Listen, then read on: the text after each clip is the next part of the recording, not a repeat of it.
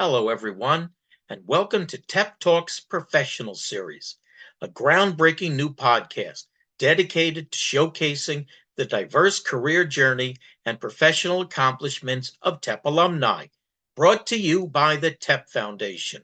I am your host, Stan Silverman, URI Class of 79, Tau Omega 402. It's my privilege to speak to TEP brothers across a wide spectrum of industries, gaining insights into their fields, advice for breaking in, and a realistic look at the day-to-day work behind some of the most impactful careers in the modern economy. Personally, I found so many of the brothers with whom I spoke to have such interesting stories. I'm sure that in addition to the educational benefit that you will gain from watching and listening to these professionals, the stories that they tell are just plain fascinating. So pick one, anyone, or pick them all. I'm certain that it'll be worth your while. Thank you and happy watching. Hello, everyone. Today, I have the good fortune to be interviewing Matt Johnston, University of Illinois Urbana-Champaign, class of '02. Matt is a licensed real estate broker in Chicago. So, without further ado, here we go. So, hi, how are you? I'm doing well, thanks. And yourself? Very nice to meet you. Nice to meet you as well. So, you're in the real estate business, huh? Yes, I'm in the real estate business. How long have you been doing that? 5 years now. Prior to Okay. that, I managed a cafe called the Buzz Cafe. Must be a very busy office. Yeah, I think we have 11 in Illinois, and now we've expanded to Florida, Michigan, and Arizona. And who did you work for before that? I was a manager at a restaurant before that. This is my second brokerage. The first brokerage I worked for is now was bought by Coldwell Banker. That was D. April Properties. Prior to working in real estate, I managed a restaurant for 18 years, and then also worked in theater, playwriting, and directing. That's cool. And most of Okay. my work has been behind the scenes, not on stage. I do more writing, directing, coaching. So I currently coach Oak Park River Forest High School's speech team. So we have national districts tomorrow. Two kids are competing to districts to try to go to nationals. But 2 years ago, I had eighth in the nation's dramatic interpretation. It must keep you busy and fun. It is. I mean, I don't have any kids of my own, so that's kind of my way to have kids for a minute. And then return them. Exactly, and not have to pay for them. Okay. So what brought you into the real estate world? I was selling my condo, and Okay. I decided I needed to do something else. I didn't want to work in the restaurant industry anymore. I had enough. You kind of age out or you die. And so I thought, real estate was the next step that made sense for myself and my family. Okay. So so you have a license to sell real estate. You're a Yes. licensed Mhm. realtor. I am a licensed realtor. Yes. So is that a how does one get licensed? It's not hard to get licensed. You go through it's like a 120-hour course, and then you have to pass a test. Now, granted, a lot of people go through that course, so the failure rate is high, but yeah, about 50% of people fail one or both tests because in Illinois you have to pass both the Illinois and the national test before you can be licensed. And you take the test simultaneously. Sometimes, if you get enough questions wrong for one of them, you then have to take the test again. But I passed both the first time around, so I haven't had to go back to do that. Although I have to do my continuing education so that I can renew my license. You have to renew it every 2 years. Okay. But other than that, I mean, the skill really comes from is soft skills, who you know, and connections you make within your community, and how well it is that you sit down in front of someone else and talk to them about what their goals are in purchasing property. and how you can be of help for them in either purchasing or selling their property. So it's something that anyone can do, but not everyone can do. I get it. Yeah, yeah. So you make your connections. Obviously, you make some connections in that school with teachers and staff. You Oh have to yeah, join like Rotary and Lions Club and I'm on the board of the Oak Park River Forest Chamber of Commerce. I'm a coach at the speech team at the high school. Then I play softball and volleyball in the gay leagues in Chicago. So it gives me a bunch of different avenues to find new clients. And basically, my business is almost 100% referral based. So, I mean, if I want to, I can get rental leads from my brokerage, and I've done that every once in a while, but it's not my goal. you do relocations. Yes. So, actually, I just closed a house in Glen Ellen with one of my first relocations. So she moved from Florida to Chicago.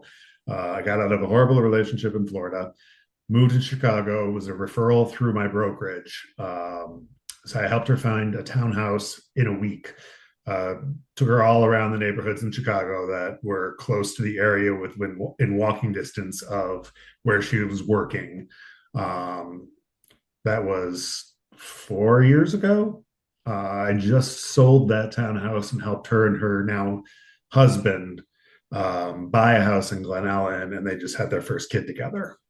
Oh, that's great. So we've become really close friends. We've had them over for dinner. They've had us over for dinner. Really great relationship. So, it's really just about that. So yes, I have helped people with relocating from across the country. How is most relocating done on Zoom or is it done on the phone or It do can they be done fly either out? or. It kind of depends on the person. So we started out on Zoom. We did a bunch of video um, showings. But for Catherine, she really needed to be in person to do it. So she was going to be out for a week to get orientation with her company. So what I did is in the morning, she was staying at a hotel that was walking distance to her office. And then I would pick her up after she was done at 4 o'clock, and we would go see 8 places at once. And then we would go back and do that the next day and the next day and the next day. And finally, on that last day, we found the one that worked. Um, and it was serendipitous, but it depends on the client and their availability and how they want to work. I mean, it must be really hard because sometimes it has to do with the way they take the picture. I see homes in my neighborhood on Zillow, and I'm looking at the picture and I'm thinking, I've been in that house. That's not what that room looks like. Yeah. Yeah, I mean, angles and sizes are a big thing. So, one of my clients, when they were moving to Oak Park from Indiana, we went to high school together. That's how I met this guy. We sat in the same A period, and he liked a joke that I made on Facebook about getting my real estate license and hired me. So, in the house that they were looking at, they put in an offer in before they could actually see it and got it. I started doing the Linda Carter Wonder Woman in the house with my phone, just to show them the full, like get into the tub with the Okay. photo to show them that you could like lay in the tub. And I'm a 5'11" man. This is where my head hits in the basement. So they Okay. give them a real idea of what the house is like. Okay. Why? Okay, so you mentioned relocation. Are people moving into Chicago due to a certain industry or company that's hiring?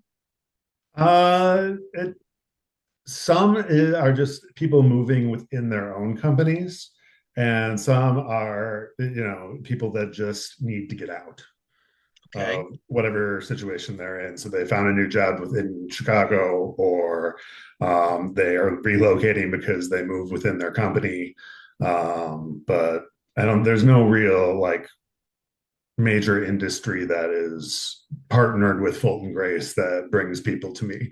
It just happens to be people that have relocated that I've either been referred to me or people that I have known that have left Chicago and are coming back.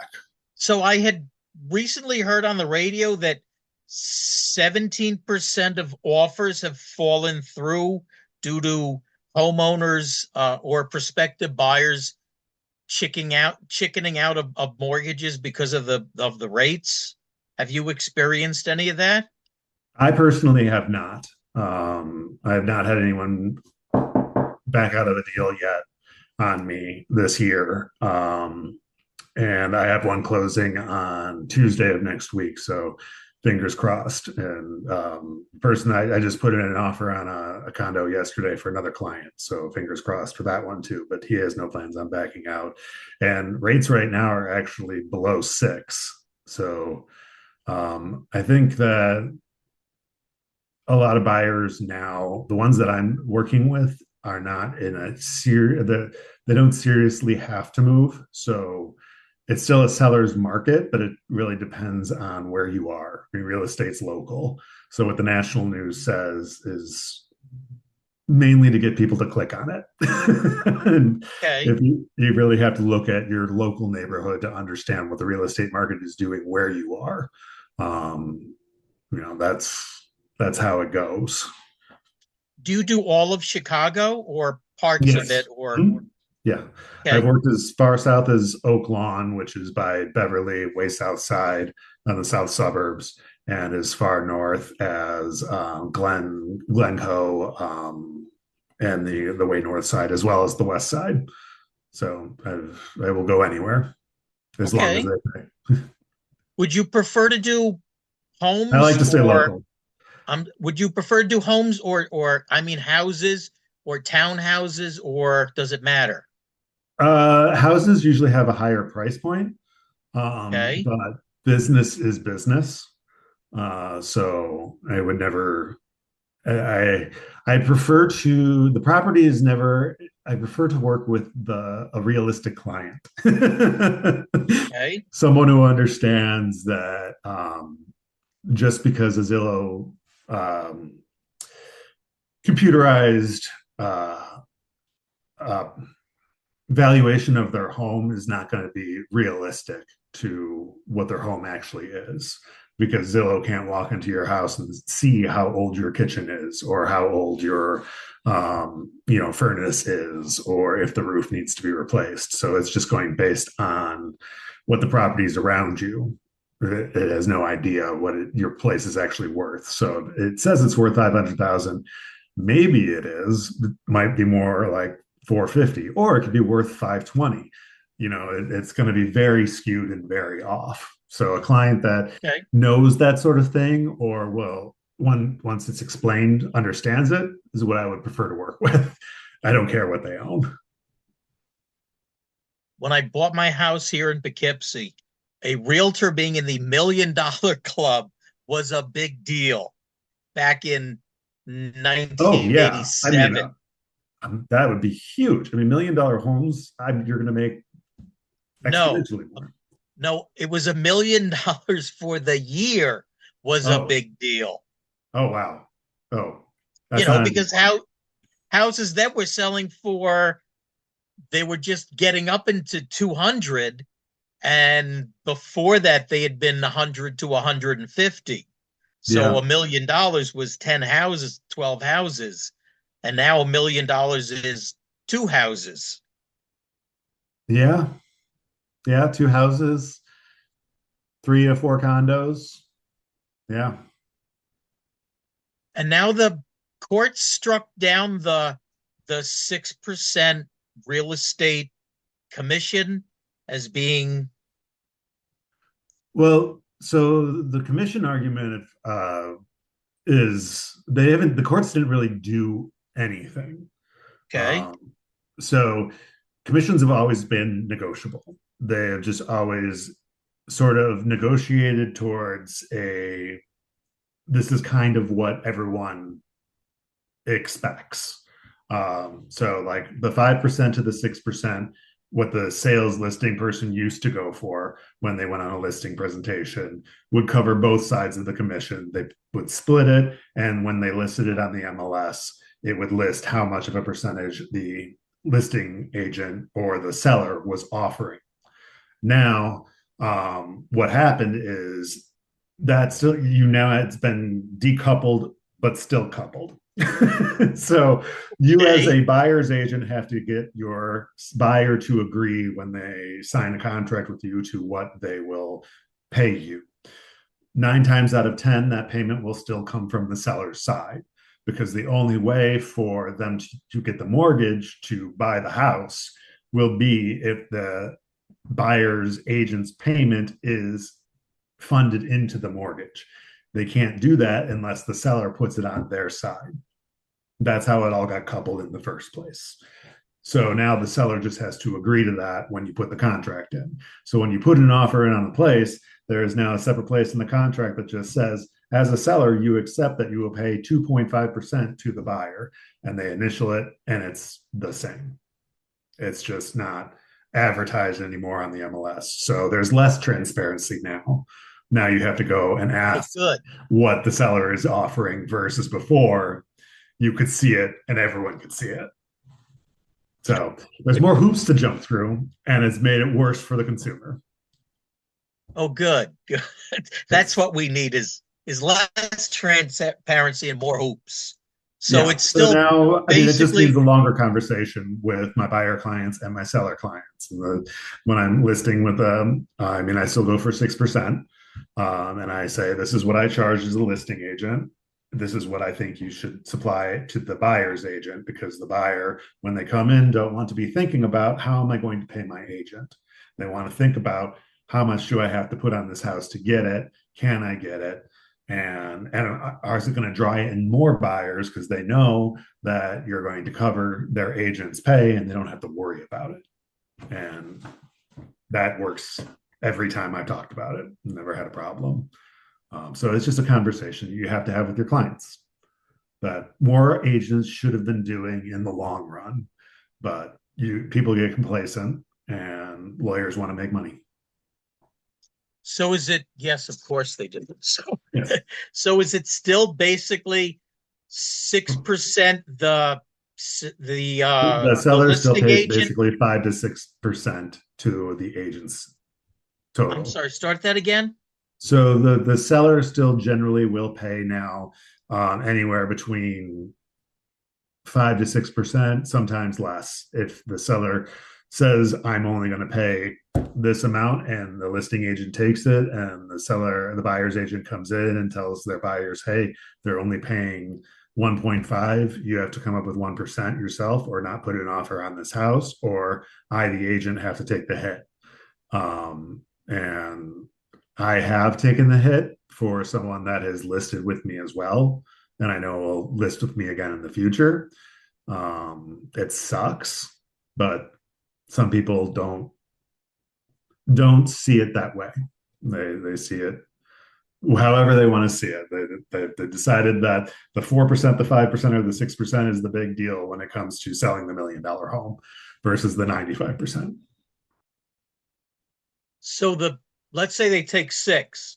So 1.5 goes to the lister, 1.5 goes to the house, and then on the buyer's side, 1.5 goes to the house. That's not how. So how commissions work. Listing agent gets, let's just make it even. It's a 5%. They each get 2.5%. The payment actually goes to the brokerages. So then each agent has a split percentage with their brokerage. Like I'm 80-20. Fulton Grace takes 20% of my commission. I keep 80%. And for that, I get insurance, the office, printers, computers, access to, desk staff, that sort of thing. There's some that are no split offices, where basically all you do is you get a name and you have to pay for all of that yourself. There's also education within Fulton Grace, and they keep you up to date on when contracts are changing. So I don't mind the percentage split. And the same thing happens on the list side. So we don't get to keep the whole 6%. I would get half of what that 6% was, or maybe even less than half if I'm on the buyer side. It kind of depends on how well the listing agent negotiated things. So if it's your listing and then you sell it, Then I get the commission that I agreed to. So, like, I went to my sales agent and said, I charge 3.5% to list, and they paid the 3.5%. The 3.5%, which goes back to the house, which is Fulton Grace, they give me 80% of that 3.5. They take 20. And then out of that 80%, I have to put 30% of it into a fund for just taxes. And then the rest of it's mine to pay my bills. got it. Yeah, we all have taxes to pay. Yes. But I pay mine, I don't pay mine as I go. I pay mine at the end of the year. So I keep a fund so that I have enough money so that I don't piss off Uncle Sam. Yeah, he's not a fun man to play games with. No. Is your license put in every state, or does each state make you take a new test? So we do have reciprocity with a few states. It depends on the state. Some states you have to do the whole licensing class again. Some states you just have to take a test. I am currently just licensed in Illinois. Do you like this better than the food business? Hell yes. You want to think about it a little longer? Nope. I was in the food business. It was quite an experience. I mean, I also did community. I'm sorry, what? I learned a lot. Yeah, you did. Yes, I'm sure you did. What kind of a restaurant was it? It was breakfast, lunch, cafe, and kind of coffee house type place. But we also did catering. We were open until late at night for no apparent reason other than the owners like to be there for the community. We were open. The place was open for 25 years and was profitable when I was managing it. But then COVID happened and they decided to sell it. Well, that stinks. If you're a breakfast place, you must be open at 6 and now you have to be there at 5. And if they're keeping it open till midnight, that's not a big slot to sleep. Yeah. Well, so like I would be the opening manager. I would get there at 5:30 in the morning and be there till 1:30. We'd make all the money during the shift that I was on, and then throw it all away, being open for the next 7 hours. But coffee and eggs and pancakes are profitable, yes, but not if you're paying staff to sit around and do crossword puzzles. Exactly. So obviously, the more connections you have, the more referrals you have, the more listings you're going to get, and the more money you're going to make. Yes. So the guy who's been in your office for 20 years who is a worker is most likely going to make a lot more money than the guy who's been there for 5 years. Yes. I mean, it depends on it really is a very personal thing. Like I said, anyone can do it, but not everyone can do it. I am lucky that we don't have kids and my husband can afford to keep us in the house that we're in, with me making very minimal. Although this year I've already tripled what I made from last year. So congratulations. Thank you. I took I was top 6 in the office for the month of January in sales. So I sold one of those $1 million homes. Great. Yes. And I have business coming up throughout this year. So this has been a good year so far. And hopefully it will continue that way. But it's one of those things that the longer you're in the industry, the more you start to know people, the more people start to know that you've been doing it for a long period of time, the more you start getting hired. Must be hard to sell a house in Chicago in January. I mean, it all depends on when your client wants to move. Okay.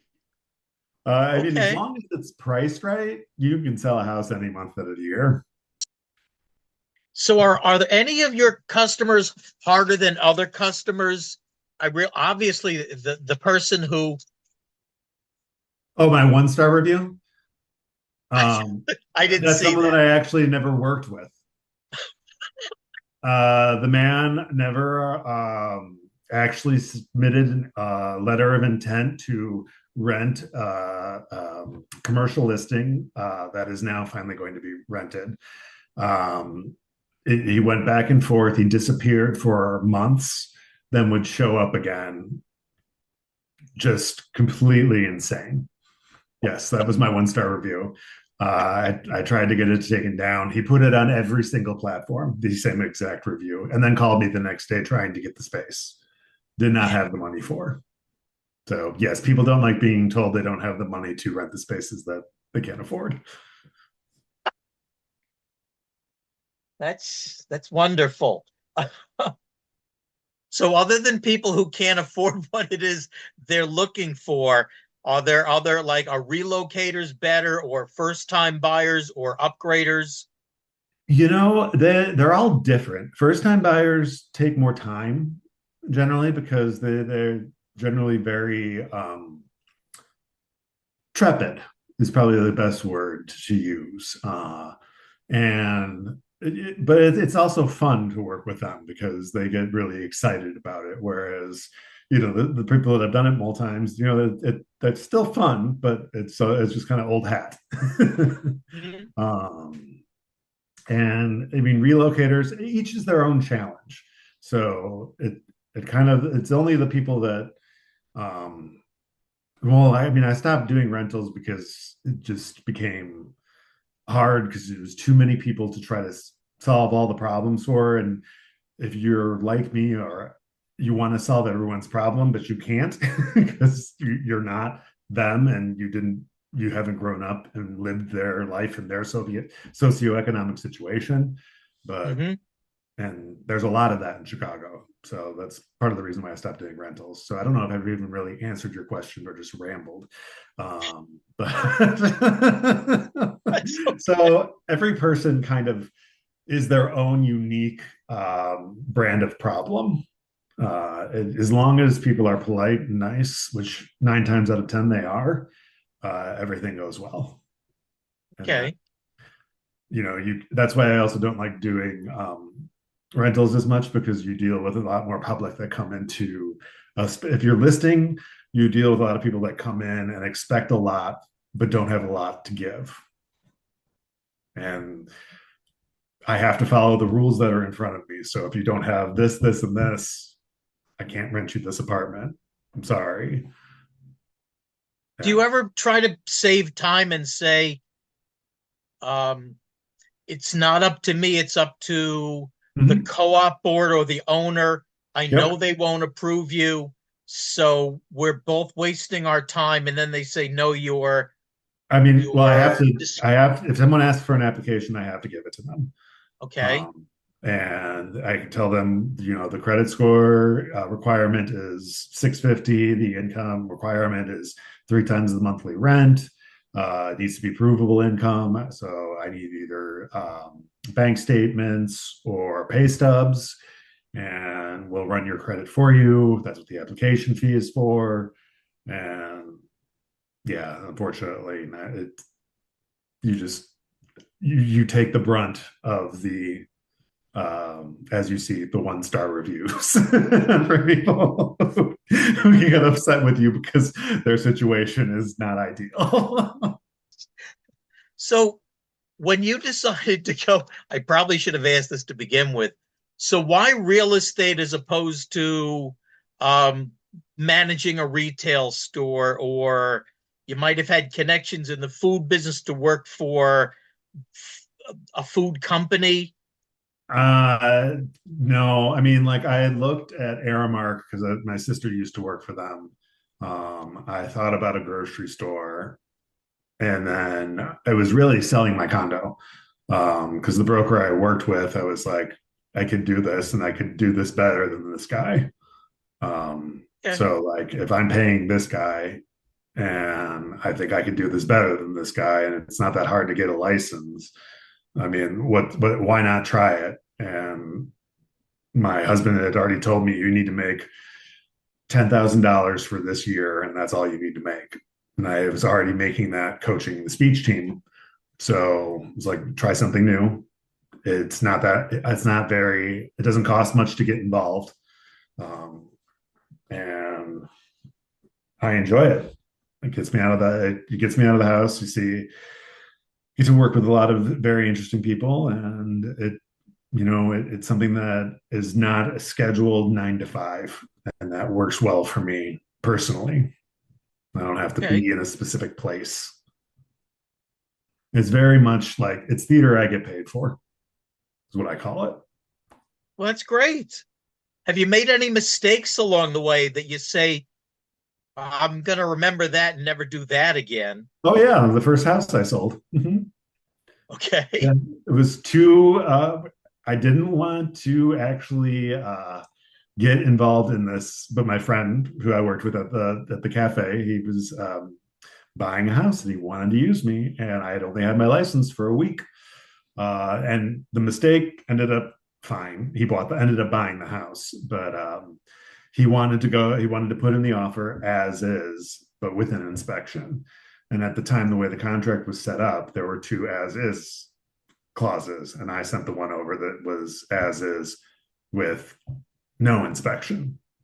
He signed it, they accepted it, and there was a big fight over it, and they weren't going to allow an inspection. They weren't going to allow him back in the house. And finally, I left a pleading voicemail with the listing agent to just let the clients back through the house. And I was this close for it to like falling apart, because the remedy was you either buy the house or you walk away. It's one or the other. And the listing agent called me back and said they'll let him walk through. And so my friend did his inspection, and they bought the house. They still live there now. I was just there for New Year's Eve. Everything's fine and good, but good Lord, I would never make that mistake again. that was not fun. It was sitting at the edge of the couch going, I should never have done this. Why did I get into real estate? I'm going to get sued. I guess you learn to read the contract better. Well, you know what to look for. The one thing they don't teach you when you get your license is how to fill out the contract. Really? Yeah, the one thing you think you would learn no, you learn a bunch of stuff that you hardly ever use, like how many square feet there are in an acre. So have you ever needed to know that? No. I mean, everything in Chicago that you purchase is less than it's on plots that are much less than an acre. Unless I was doing I would have to be doing large commercial to really, really know that. It's when you get out further to like farmland where it actually makes a difference. But when you're selling houses and condos and townhouses in Chicago, everything is less than an acre. It doesn't matter. What are the highlights of your profession? Flexible hours. You get out of it what you put into it, and relationships. I mean, you meet people from all walks of life, and you never really know, what connection you're going to make next. So it's a fun industry in that sense. Okay. Did anybody from the fraternity have anything to do with this real estate career? Nope. What is your outlook on the industry as a whole? I mean, I would think that people have to live somewhere. Yeah, I mean, my outlook is that people always move, and that brokers aren't going anywhere. As much as we like to think that AI is going to take over our job, nothing will ever take over the job of another human being who can sit down and explain to you how everything works and walk you through the whole process and be with you through that whole process. It's an emotional thing. It's not a computerized thing. It's very hard to computerize something that's emotional. That's why, I mean, Burger Flipper they still haven't gotten the Flippy to work 100%. It's and so like one-on-one relationships will always run business. So it's what value you provide as a broker, because we would have already been taken over if people could figure out how to buy their own properties and sell their own properties online. But more people now hire brokers than used to sell by owner. Really? Yep. The amount of people that go for sale by owner has decreased every year. Didn't know that. Can you give me a hint what a first year broker makes a 10-year and then a 20-year broker? Well, my first year, I mean, I knocked it out of the park. I sold a house, put a house under contract in my first week. So I got my license. I that year I made about 40. Um, but it also depends on what year you start. I started in a downturn. Most first year brokers also will end up working on a team where they're fed more leads, and so they'll end up making more money. Your first year tends to be your least amount of money. Mine was actually last year, so it kind of depends on which way you want to go. I went the solo route, which is the longer route, but it's also the route that I could take because I had financial backing. For someone who's getting into the industry, I would recommend joining a team, where you will end up doing a lot more legwork, but you will at least make a salary, probably about 35 to 40. And then by the time you hit about your fourth or fifth year, you're going to end up probably like 50 or 60. And then as you keep on going and build your own brand and name and move away from being part of a team, because eventually you'll separate from a team and try it yourself or join another team, then you start getting closer to six figures. It also depends on where you're located. So, it's very, it depends on where you're located and who you know there too. I mean, I have a friend that just joined and looks like she's been selling gangbusters. I have to ask her how much she makes. I don't really know how much I made, but I also only have to pay myself. Okay, so just it's hard to say because there is no direct salary. So I'm allowed to charge whatever I want to for, I'm allowed to charge whatever I think a client will pay me. So, I mean, I could say I charge 7% to sell a home. I don't think I'm going to get anyone to pay me 7% to sell their home. And I could say that's only me. I'm going to take all 7%. You have to pay me that. And that's, you have to work for me. That's how much you have to pay. But no, that's not going to happen. It kind of depends on how well you're able to negotiate, how well you're able to talk, and how much experience you have. okay, now I realize that somebody working 9 to 5 means that if you're going to show a house, you have to show it at between 5 and 8 o'clock at night. Yep. So, and I realize that you have your own activities that you like to do, and you have the coaching that you do. Do you consider, are you part-time or full-time? Full-time. Okay. So coaching is a flexible schedule that I set on a weekly basis. I show houses on the weekends as well. So I put a house under contract when I was on vacation in Spain. So if I can't personally show you a house, then I'll hire a friend that I have at the agency to go show it for me. So we usually, charge each other $50 a showing. So if it's a day, you're seeing 4 houses, I pay that agent $200 to go spend the day with you to see those 4 houses. And then if you want to put an offer in any of those, then I put the offer in, and I'm one that still gets the commission. I'm the one that still negotiates everything. I'm the one that's still with you. They just happen to show it to you. But they were paid to show it. So that's how we work that out, because everyone who's an agent, I mean, the coaching thing is something I do because I love, not because it really pays all that well. And it keeps me connected to the high school, which is another place that gives me clients. So everything feeds everything else. So the activities like being on the softball team and the volleyball team that I'm on, are the reasons why I have condos and houses and townhouses to sell. So you kind of have to be involved in multiple different things. The reason I'm on the board in the chamber is sold the president's wife's condo in Oak Park last summer because I was on the chamber board and we happened to get to know each other, and he decided to let me sell that. And I also helped the chamber move into a commercial office space in a downtown Oak Park last summer. And then I have a chamber member now who wants to buy a commercial building, and that'll probably happen sometime in the middle of this summer or next year. But to make all of those connections, I have to be in all of those things. So Is it a very different market selling a home versus excuse me, a commercial building? Isn't yes. that normally two different kind of real estate agents? Yes. So but it's the same license. Right? So I can practice it as long as you have you know what you're talking about. Um, you will do fine, especially with. I'm not talking about large commercial buildings. I'm talking about, an office space building that has maybe 6 offices in it. That sort of purchase works almost the same as purchasing a house or a multifamily unit.